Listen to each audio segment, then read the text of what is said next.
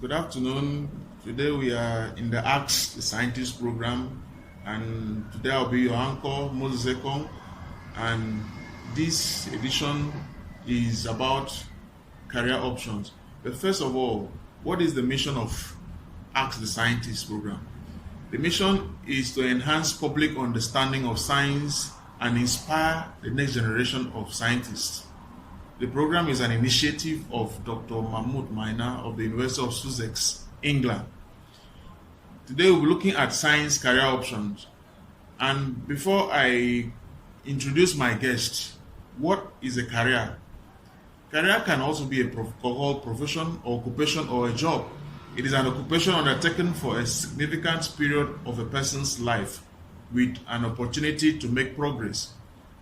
What is science? According to Collins Dictionary, it is a systematic study of nature and behavior of the material and physical universe based on observations, experiment, and measurement, and the formation of laws to describe these facts in general terms. But simply put, science is the ways of exploring and understanding the physical world. And there are about three main branches of science. You have the physical science, the life science, and the earth science. So I now go on to our guest, who is Professor Theresa Ekanem, the Deputy Provost of the College of Medical Sciences, University of Calabar, Nigeria, and she so happens to be the first female professor of anatomy. Good afternoon, Prof. Good afternoon, Moses. Please, can you introduce yourself, ma'am? You've already introduced me. I'm Professor Theresa Ekanem, Department of Anatomy, University of Calabar. I'm the Deputy Provost, College of Medical Sciences, University of Calabar, and also the present President, Anatomical Society of Nigeria. That's a good portfolio, a wonderful portfolio. So, you are in the science field, and in Nigeria, it is once someone is in science, it is tagged that this is a male-dominated area. So, what made you to delve into sciences? Well, right from secondary school, I found myself in sciences. I had a passion for science, even though at secondary school level, even in my junior secondary school level, when I used to do combined art and science, I was far better in art classes, getting 90s, almost 98. I remember my brother telling me, oh, you like telling stories, that's how you can get 98 in history. But I had a passion for science, so I had to drop art and go into science, because as at then I thought the prospect for science was more challenging. Okay. Did you encounter any challenge in this male-dominated field, in quotes? Not really. I sort of got accepted as a female scientist. Okay. What area of science are you specializing in? I'm an anatomist. Okay. After secondary school, I found myself in anatomy, and that time it was not well understood. Anatomy was not well understood. It was like when we talk about the history of anatomy, we were like in Nigeria in a period of ignorance of anatomy, and still anatomy is not well understood in Nigeria. But with time, we are trying to expose anatomy to the world as at now. Wow. What major branch of science does anatomy belong? It's a life science. Okay. It's a life science, but unfortunately, especially when I was a student, if I tell somebody I'm reading anatomy, they say, oh, you people deal with dead bodies. But anatomy is not a dead science, it's one of the branches of life sciences. Okay. As a professor, what is your biggest challenge in this field of science? In anatomy? Yes. Yes. My greatest challenge came because they revived the BSc programs in anatomy as at when I started, and then when I finished MSc, luckily I was back to do my MSc on time, but I had a big challenge, a period that I call in my life the dark ages, when I couldn't do a PhD. Immediately I finished my MSc program because there were no universities in Nigeria that were offering PhD programs. My professor started, but he couldn't continue because he himself did not have a PhD background. So I had to look for scholarships outside, and then because there was no mentor, I had no mentor at all. So I was like groping. Even when I was filling the Commonwealth scholarship, nobody actually put to me that I needed to have a publication. And at the time I had a publication, it was like, oh, there's nobody to supervise your kind of work that you want to do outside. Even though Commonwealth has given you scholarship, my proposal was not accepted because I didn't put it right for the people in the particular university I chose to be able to supervise me. So I lost that scholarship, you know, that Commonwealth scholarship. So actually I didn't have a mentor to put me right. That was my greatest challenges. And then after some time, I was able to get to Ife through a conference that I attended, and then my challenges were put forward, and the late Professor Carson Martins accepted to revive the PhD program that Professor Grillo, whom we regard as the father of anatomical sciences in Nigeria, had put in place. So Professor Carson Martins agreed to revive that program, and that was what I anchored on to have a PhD in Obafemi Awolowo University. Wow, that was a long struggle for you. Yeah. How do you, this is a two-in-one question, how do you see the study of science and the awareness of science generally in Nigeria?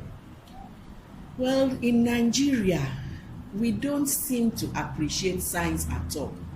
Every evening in my living room, because I sit in my living room to do my work, I see art being projected, and fine art, and all these movie art, and so on and so forth. And in my mind, when will we even start, even if it's secondary school basic titration on television, so that people will appreciate what science is all about? We are not talking about science as if science has gone to sleep in the media, in everywhere. I think we don't seem to appreciate science at all. Right from the secondary school level up to the university level, we are not projecting what we are doing at all to the public. So okay. Science sort of is in silence in Nigeria. And I don't see how we can leap up from here.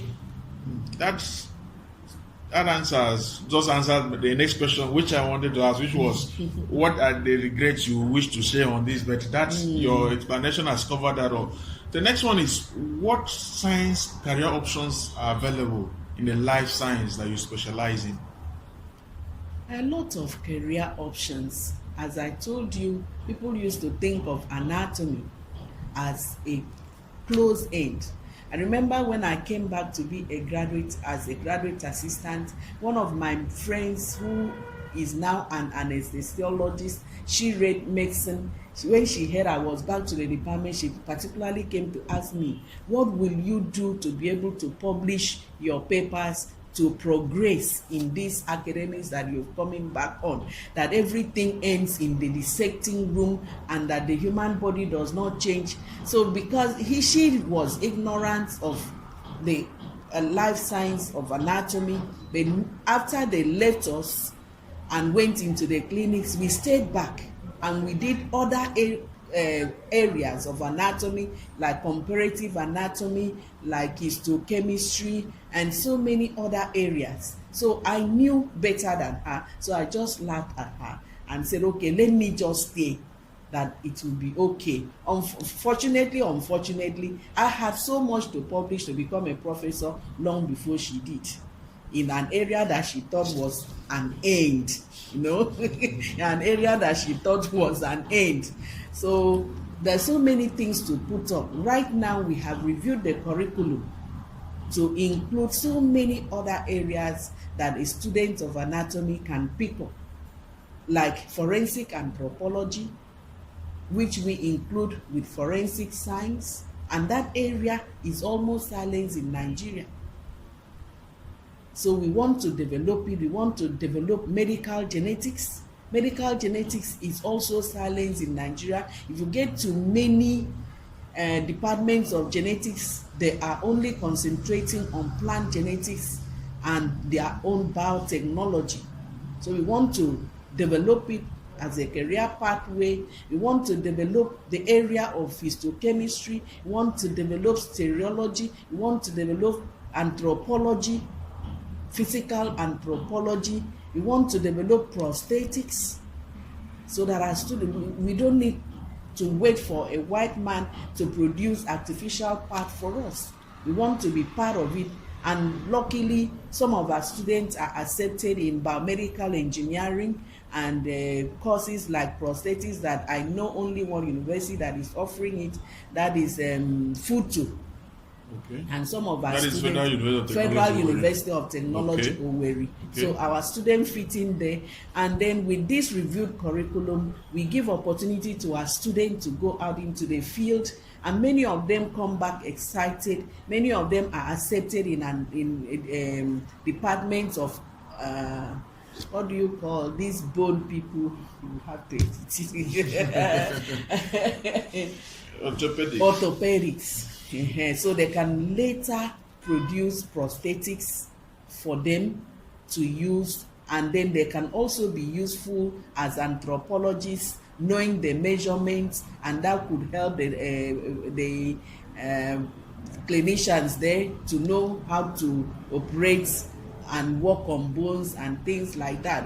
And then we also put them to go to work with the police in criminology, because we teach them forensic science. So we are opening up the area into so many career pathways. All right. How easy is it to have a career in this field? Career, it's easy. It's not easy, because what bothers me is how the student finish their BSc, and to come back, that is when you can actually chart a career for yourself. Come back and do a postgraduate program. Many of them are not employed, and many of them end up with a lot of financial problems, because we, the teachers, don't have funds, unlike the way it is done outside. Okay. When your supervisor will have funds to maintain you to do the work. Apart from that, we don't have necessary equipment to really put these students into a career pathway that will make them very sellable outside the country, within and outside the country. Okay. So those are the challenges. I'm thinking and proposing a situation where even the TED fund can give seed money to supervisors. Okay. So that they can supervise. When we go out on international conferences, you hear people say funding from so. No, the private sector should also be part of it. Okay. So company funded their research work, and then the supervisors would have had funding. We end up teaching, and then we don't have money to support our own students. So that makes it difficult. Many of them, we train them and they go into banks and they go into so many other areas that are not relevant, leaving their own career pathway entirely. Okay, I remember someone who said that research was sponsored by Roche, that is a pharmaceutical company. Wellcome Trust. Yeah, I think. But then we have people in Nigeria who could tailor their minds into sponsoring research. In fact, some people are even richer than the Wellcome Trust in Nigeria. Okay. But they make either out of ignorance, or I don't know what to put it. Maybe we need to do a lot of advocacy to let them know that they need to sponsor science. I think this research. That is part of what this program Ask the Scientist is striving to achieve by exposing science to the public so that they'll now understand what we face and what we need to succeed in science. Yes. Okay, what are the techniques or skills needed to change the face of sciences in Nigeria?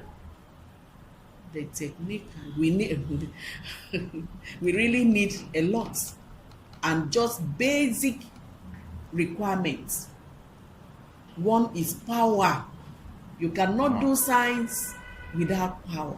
And that is very important in Nigeria. And this is like, if you see power, is like when they give life, you see even babies scream, whereas it's supposed to be a basic thing in life, because you need life to preserve whatever you're working on with. And it was not this bad in years past.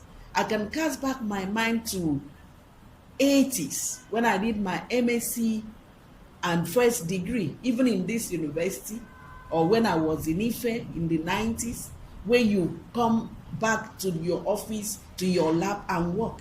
But it's not so these days. So I actually wonder what we practice, the kind of science we practice without light. And it is science that moves the world. Most of the discoveries of things that are basic to life are scientifically discovered. And I don't know where we as a country and what we are thinking of. Now, science faculties are in total darkness. You cannot praise even those that train. And in fact, the annoying thing is a third fund money that is sent outside the country. Third fund money is sent outside, 10 million, 14 million, and it's given to people's labs outside the country. And that kind of money cannot be given to supervisors here to train and buy basic equipment. If, for instance, all the PhD students I have been training, for each of them, they give me 5 million. We will lies. By now, I would have built a very reasonable lab for myself. Give me 5 million, we would buy basic equipment for that work. Another one comes, we will buy for that work. This is how to build, and not to believe that even they make it such that the people that stay in the country are given next to nothing. 1.5, 2 million because you're doing your PhD in country, and if you're doing your PhD outside, they spend 10 million. What exactly, how reasonable is that? What do we hope to gain by that? And most of those people that go out, they don't come back.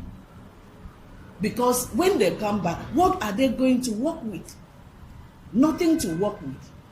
So we are not gaining anything. We are just wasting the third fund money with the present arrangement. They don't even sponsor conferences anymore. Please permit me, this one is very, very annoying too. That I saw on third fund conference attendance criteria that if you are given opportunity to go out and present a poster, they will not fund you. This is very, very ridiculous. I took it up with our committee of deans. I don't know if they understood the issue.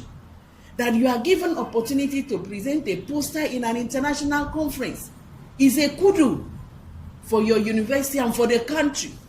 Because who are we? What science do we practice to go and give plenaries?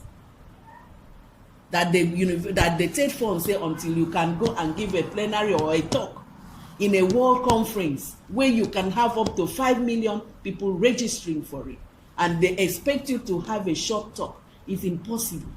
You cannot have a short talk, because if everybody wants to give short talks on their work, that conference will not end in 3 months. So the way to make everybody have opportunity to share ideas is posters, and posters tell a lot. And not only to present your poster, you learn from the plenaries and the symposia, which we cannot present what they present because we don't have equipment, common lights we don't have. So what science are we practicing to go and give symposia or give plenaries in international conferences? We are even lucky that they even give us a slot to come for poster, and then we are not funded.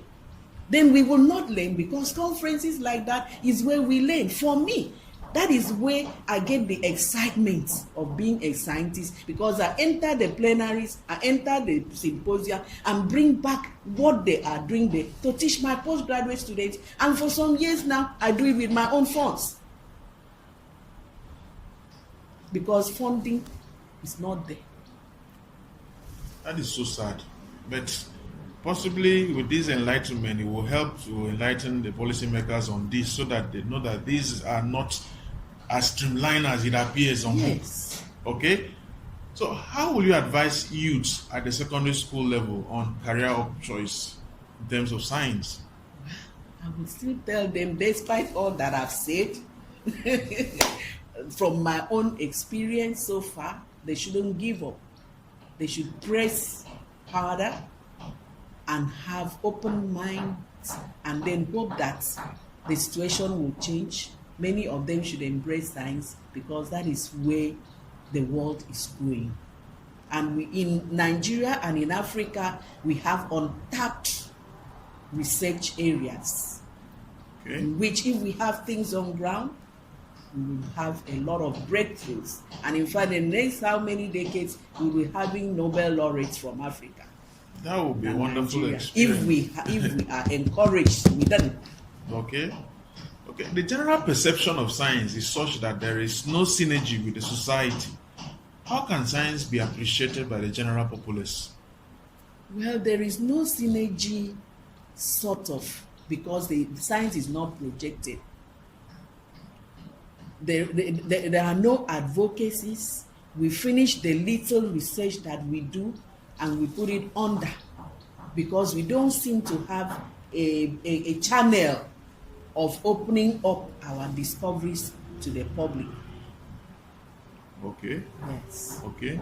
We have been having this discussion with Professor Theresa Ekanem, the Deputy Provost of the College of Medical Science, University of Calabar, and the first female professor of anatomy in Nigeria.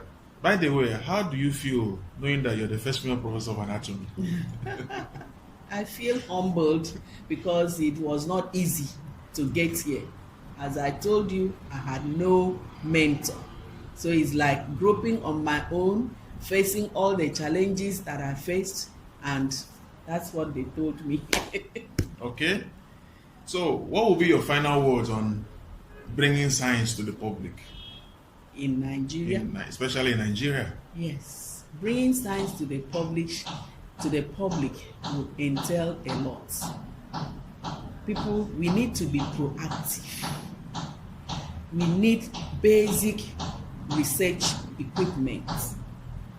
When they give us money, we should buy what we should buy and use what we should use to encourage the young ones into science. And then the public too, outside, people wait for research results to transform it into industrial tools, chemicals, drugs, and so on. But in a country where basic lights and water is not there, we sort of have no channel to bring to the public what we have done. Like today, I will soon get to a conference on bloodless medicine. They asked me to chair it, and I went down and I saw in a medical pharmaceutical book our work.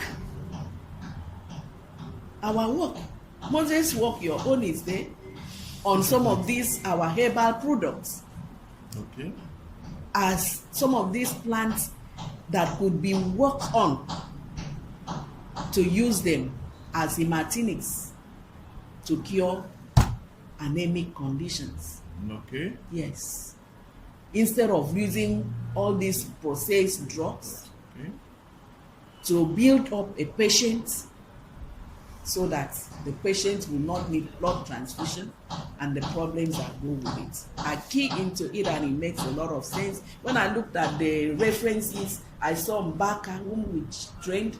I saw Spondium morbis from Asukwo, Talferia occidentalis, Okay. Moringa, so many things that we've been working have been captured in very high impact factor journal. It means that our small efforts are not wasted, Not- maybe yes. not appreciated. We didn't. okay. All right. So thank you, Prof, for finding time to be part of this edition of Ask the Scientist program. Thank you, listeners, for tuning in to this edition of Ask the Scientist program. You can follow us on our website at www.scicomnigeria.org/people. I repeat, www.scicomnigeria as one word .org